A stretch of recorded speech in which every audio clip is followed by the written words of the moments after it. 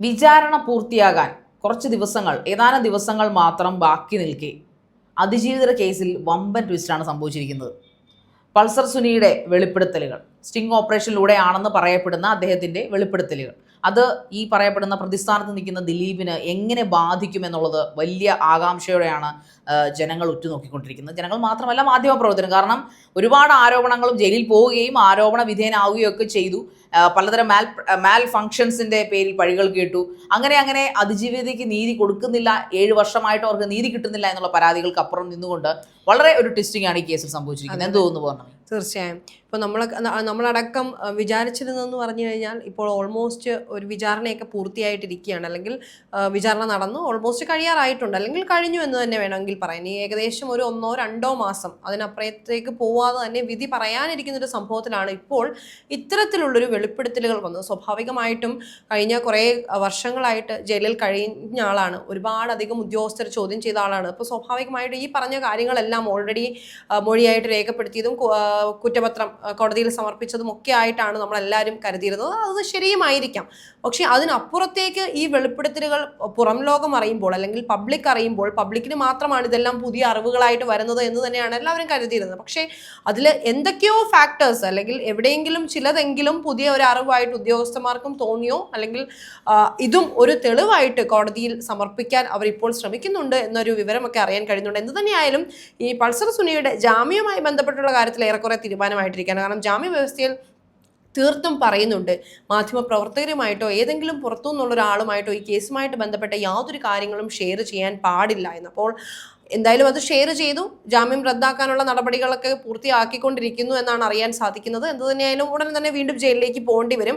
അപ്പോൾ എന്തായാലും ഈ ഒരു കുറ്റകൃത്യം ചെയ്തു എന്നൊരു കാര്യം ഈ പൾസർ സുനി സമ്മതിക്കുന്നുണ്ട്. അപ്പോൾ തീർച്ചയായിട്ടും ആ ജയിലിൽ കഴിയേണ്ട ആൾ തന്നെയാണ്. ആ ആൾക്ക് ഒരു അധികാരവും ഇല്ല, അല്ലെങ്കിൽ ആ ആൾക്ക് ഒരു റൈറ്റും ഇല്ല പുറത്തിറങ്ങി സാധാരണ ആളുകൾ ജീവിക്കുന്നത് പോലെ ജീവിക്കാനുള്ള യാതൊരുവിധ റൈറ്റും ഇല്ല. അപ്പോൾ തീർച്ചയായിട്ടും ആ ആൾ ജയിലിൽ തന്നെ കഴിയേണ്ട ആളാണ്. തിരിച്ച് ജയിലിൽ പോകുന്നതിന് യാതൊരു കുഴപ്പമില്ല. ഈ ഒരു കാര്യത്തിൽ ആ മാധ്യമം ചെയ്ത് ഒരുപക്ഷെ നമുക്ക് ചിന്തിക്കാം, ശരിക മാധ്യമപ്രവർത്തകർ ഇയാൾ അറിയാതല്ലേ ആ സ്റ്റിംഗ് ഓപ്പറേഷൻ നടത്തിയതല്ലേ, ഹിഡൻ ക്യാമറ വെച്ച് എടുത്തത്. പക്ഷേ അങ്ങനെ എടുത്തപ്പോഴും അത് അതിജീവിതയ്ക്ക് ഒരു സഹായമാവുന്നുണ്ട്, അല്ലെങ്കിൽ ഈ ഒരു കേസുമായി ബന്ധപ്പെട്ട് അതിന്റെ പോസിറ്റീവ് വഴിത്തിരിവിലേക്ക് സഹായകമായിട്ടുണ്ട് എങ്കിൽ തീർച്ചയായും അങ്ങനെ ചെയ്തതിൽ തെറ്റില്ല. ഈ ഒരാളെ ചതിച്ചു എന്ന് വേണമെങ്കിൽ ഒരു വിഭാഗം ആളുകൾ പറയും. അപ്പോൾ പോലും ആ ഒരു സ്ത്രീ സഹിച്ചതിൻ്റെ 1/4 പോലും ആവുന്നില്ല. അപ്പോൾ തീർച്ചയായിട്ടും ഇത് ഈ കേസുമായിട്ട് ബന്ധപ്പെട്ട് എന്തെങ്കിലും ഒരു എവിഡൻസ് ഈ വാക്കുകളിൽ നിന്ന് കിട്ടുമെങ്കിൽ അത് കിട്ടട്ടെ എന്ന് തന്നെ ആഗ്രഹിക്കുന്നവരാണ് നമ്മളെല്ലാവരും. അതോടൊപ്പം നിരപരാധിയാണെങ്കിൽ നിരപരാധിയെ ശിക്ഷിക്കണമെന്ന് നമ്മളും ആഗ്രഹിക്കുന്നില്ല, അല്ലേ? അതെ, കാരണം ഇത് ആരും പ്രതീക്ഷിക്കാത്തൊരു ടെസ്റ്റിംഗ് ആയിപ്പോയി. ഈ പറയുന്ന പോലെ ഒളിക്യാമറ വെച്ചാണ്, അല്ലെങ്കിൽ പൾസർ സുനിയുടെ അറിവോടുകൂടിയാണ് ചെയ്തെങ്കിൽ പോലും ഈ ചാനലിനോട് അതിജീവിതം കുടുംബം നന്ദിയൊക്കെ പ്രകടിപ്പിച്ചിരുന്നു. സോ അതുകൊണ്ട് തന്നെ അദ്ദേഹം വെളിപ്പെടുത്തിയ, നമുക്കറിയാം, ഏകദേശം അറിയാം കൊട്ടേഷൻ കൊടുത്ത് ദിലീപായിരുന്നു, അല്ലെങ്കിൽ നമ്മൾ കാലങ്ങളായിട്ട് ഇപ്പോൾ കഴിഞ്ഞ 7 വർഷമായിട്ട് നാട്ടുകാർ കേട്ടുകൊണ്ടിരിക്കുന്നതാണല്ലോ കൊട്ടേഷൻ കൊടുത്തത്. കുറ്റാരോപിതന് ദിലീപാണ്, അതിന്റെ പേരിൽ പ്രതി ചേർക്കപ്പെട്ടിട്ടുണ്ട്, അദ്ദേഹമാണ് കൊട്ടേഷൻ കൊടുത്തത്, ബലാത്സംഗ കൊട്ടേഷൻ കൊടുത്തിരിക്കുന്നതൊക്കെ നമുക്ക് അറിയാമെങ്കിലും നമ്മൾ അറിയാത്ത കുറച്ച് എവിഡന്റിക് ആയിട്ടുള്ള കുറെ കാര്യങ്ങൾ, അടിസ്ഥാനപരമായിട്ടുള്ള കുറെ കാര്യങ്ങൾ പൾസർ സുനി ആ വീഡിയോയിൽ പറയുന്നുണ്ട്. ഇത്ര രൂപ, 1.25 കോടി രൂപയോളം വാഗ്ദാനം ചെയ്തില്ലായിരുന്നെങ്കിൽ ദിലീപ് അദ്ദേഹത്തെ കൊന്നുകളയുമായിരുന്നു, പേടിച്ചിട്ടാണ് ചെയ്തത്. ഒരു പക്ഷേ ദിലീപ് അന്ന് പറഞ്ഞതിനനുസരിച്ചില്ലെങ്കിൽ ഇന്ന് എനിക്ക് ഈ അവസ്ഥ വരില്ലായിരുന്നു. അങ്ങനെ എന്തൊക്കെയോ കുറെ കാര്യങ്ങൾ പൾസർ സുനി ആ ഒരു സ്റ്റിംഗ് ഓപ്പറേഷനിൽ ഇരുന്നുകൊണ്ട്, അതായത് ഈ ഒളിക്യാമറയുടെ മുമ്പിലേക്ക് പറയുന്ന നമ്മളെല്ലാവരും, ഈ ലോകം മുഴുവൻ മലയാളികളോടൊക്കെ എല്ലാവരും കണ്ടതാണ്. സോ അത് ഒരു പക്ഷേ ഒരു നിർണായക തെളിവായി ഇനി മാറിയേക്കാം. നമുക്കറിയാം, വിചാരണ പൂർത്തിയായ ഒരു കേസിൽ അതിനകത്തൊന്നും വേറൊന്നും ചെയ്യാൻ പറ്റില്ല. എല്ലാ അന്വേഷണങ്ങളെല്ലാം പൂർത്തിയാക്കി ഇനി വിധി പറയാനിരിക്കുന്ന ഒരു കേസാണ്. എന്നിട്ടും അന്വേഷണ സംഘം ഇപ്പോൾ ഈ പൾസർ സുനിയുടെ വെളിപ്പെടുത്തലുകൾ മുഖവിലക്കെടുക്കാൻ തീരുമാനിച്ചിരിക്കുകയും അതോടൊപ്പം തന്നെ, കാരണം പൾസർ സുനി എന്ന് പറഞ്ഞാൽ ഈ ഒരു കേസിലെ 1ാം പ്രതിയാണ്. അദ്ദേഹം ജാമ്യത്തിൽ ഇറങ്ങി പുറത്തിരിക്കുന്ന ഒരാളാണ്. സോ അദ്ദേഹത്തിനെതിരെ കോടതി നടപടി ഉണ്ടാവുമെന്ന് പറഞ്ഞാലും അദ്ദേഹം പറഞ്ഞിരിക്കുന്ന കാര്യങ്ങൾ വിത്ത് എവിഡൻസ് തന്റെ കയ്യിൽ ഉണ്ടെന്നാണ് അദ്ദേഹം പറഞ്ഞിരിക്കുന്നത്. അദ്ദേഹം സമർത്ഥിക്കുന്നത് എങ്ങനെയാണ്, ഈ സമയത്ത്, അതായത് ഈ അതിജീവിത ഇങ്ങനെ റേപ്പ് ചെയ്യപ്പെട്ട സമയത്ത് എടുത്ത വീഡിയോസ്, അതിന്റെ ഫോട്ടോസ് തന്റെ കയ്യിലുണ്ട് എന്ന് തന്നെയാണ് അയാൾ അരക്കിട്ട് ഉറപ്പിച്ച് പറയുന്നത്. 7 വർഷങ്ങൾക്കിപ്പുറം പുതിയ പുതിയ തെളിവുകളുമായി പൾസർ സുനി വരണമെങ്കിൽ ഒന്നെങ്കിൽ ദിലീപും പൾസർ സുനിയുമായിട്ട് തെറ്റിയിട്ടുണ്ടാവാം, അല്ലെങ്കിൽ പറഞ്ഞ പൈസ കിട്ടിയിട്ടുണ്ടാവില്ല. എന്തൊക്കെയോ കാരണങ്ങൾ കൊണ്ട് പൾസർ സുനി ഇങ്ങനെ പറയാൻ നിർബന്ധിതനായിരിക്കുന്നു. അല്ലെങ്കിൽ സ്റ്റിംഗ് ഓപ്പറേഷൻ ആണെങ്കിൽ പോലും പൾസർ സുനി ഇത് പറയുമെന്ന് പൗർണമി ചിന്തിക്കുന്നുണ്ടോ? ഇത് ശരിക്കും ശാരിക, ഇത് സ്റ്റിംഗ് ഓപ്പറേഷൻ ആണ് എന്ന് പറയുന്ന വാദം ശരിയാണെങ്കിൽ ദിലീപിന് അഗെയിൻസ്റ്റ് ആയിട്ട് പറയണം എന്നുള്ള ആഗ്രഹത്തിന്റെ പുറത്തോ അല്ലെങ്കിൽ ദിലീപുമായിട്ട് തെറ്റിയിട്ടോ ഒന്നും ആയിരിക്കത്തില്ല 100%. ഇത് കൃത്യമായി ഇപ്പോൾ ഒരു മാധ്യമ പ്രവർത്തകൻ അല്ലെങ്കിൽ നമുക്കറിയാലോ ഒരു ഇൻവെസ്റ്റിഗേറ്റീവ് ജേർണലിസ്റ്റ് ഇൻവെസ്റ്റിഗേഷൻ നടത്തുന്ന ഏതൊക്കെ ഇതിപ്പം പൊതുസമൂഹം പറയുന്നത് പോലെ വിമർശിക്കുന്നത് പോലെ ഒന്നുമല്ല. അത് ഹൈ റിസ്ക് ആയിട്ടുള്ളൊരു കാര്യം തന്നെയാണ്. അത് ചെയ്യാൻ ധീരത കാണിച്ച അല്ലെങ്കിൽ ധൈര്യം കാണിച്ച ആ വ്യക്തിയെ പേഴ്സണലി ആണെങ്കിലും നമുക്ക് അനുമോദിച്ചേ പറ്റുള്ളൂ. കാരണം തീർച്ചയായും റോഷിപ്പാൽ. അപ്പോൾ എന്ത് തന്നെയാണെങ്കിലും റോഷി ചേട്ടൻ ചെയ്തത് വലിയൊരു കാര്യം തന്നെയാണ്. പക്ഷേ അതിനെ വിമർശിക്കാൻ ആളുകളുണ്ട് നമ്മുടെ സമൂഹത്തിൽ.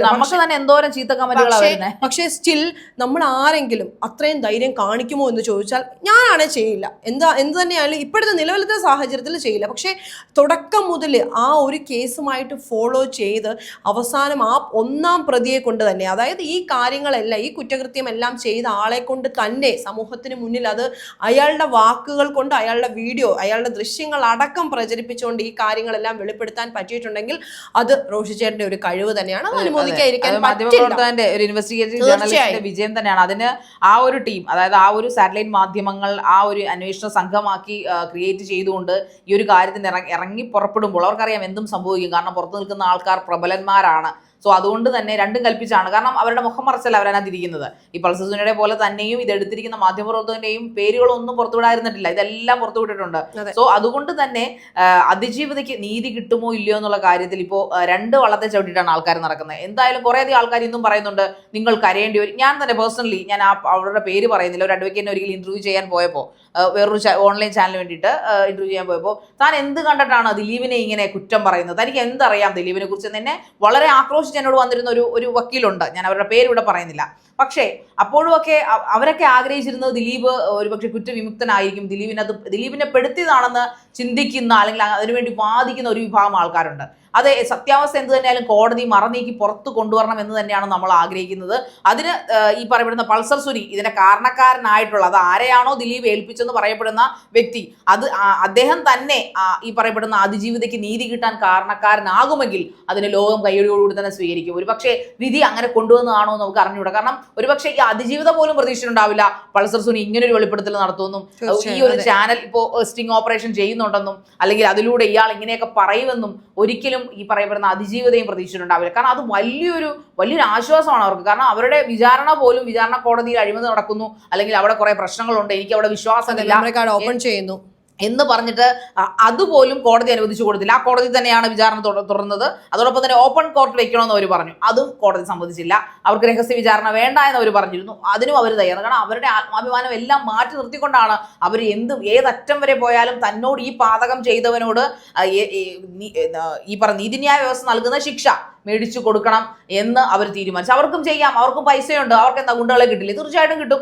അവർക്കും വേണമെങ്കിൽ ഇയാളെ എന്തെങ്കിലും അപായപ്പെടുത്താൻ വരുന്നു. പക്ഷെ അതല്ല അവർ ചിന്തിച്ചത് എന്നോട് ഇത് ചെയ്തിട്ടുണ്ടെങ്കിൽ അത് ഈ പറയപ്പെടുന്ന പൾസർ സുനി പറയുന്ന കാരണക്കാരനായ ദിലീപാണ് ഇതിന്റെ കാരണക്കാരനായെങ്കിൽ ഇതിനുള്ള ശിക്ഷ അയാൾ നമ്മുടെ രാജ്യം അനുശാസിക്കുന്ന ശിക്ഷ അയാൾ കൊടുത്തിരിക്കണം എന്നുള്ള ഒറ്റ വാശിപ്പുറത്താണ്.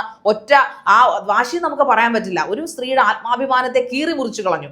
അതിനി അങ്ങനെ കീറി മുറിച്ചാലും അത് അവളുടെ ശരീരത്തിൽ സംഭവിച്ച വെറും ഒരു പൊടി മാത്രമായി തട്ടിക്കളഞ്ഞുകൊണ്ട് അവൾ പൂർവാധികം ശക്തിയോടുകൂടിയാണ് ഈ ലോക ജനതയ്ക്ക് അല്ലെങ്കിൽ കേരളത്തിലുള്ള ഇന്ത്യയിലുള്ള എല്ലാ സ്ത്രീകൾക്കും ധൈര്യം പകർന്നുകൊണ്ടാണ് അവൾ സ്വന്തം കേസ് വാദിച്ചുകൊണ്ടിരിക്കുന്നത്. അപ്പൊ അതിനിടയ്ക്ക് ഒരുപാട് തിരിച്ചടികൾ ആ പെൺകുട്ടിക്ക് ഉണ്ടായിട്ടുണ്ട്. 7 വർഷം എന്ന് പറഞ്ഞ ചില്ലറ ഗ്യാപ്പ് അല്ലല്ലേ പൗർണമി?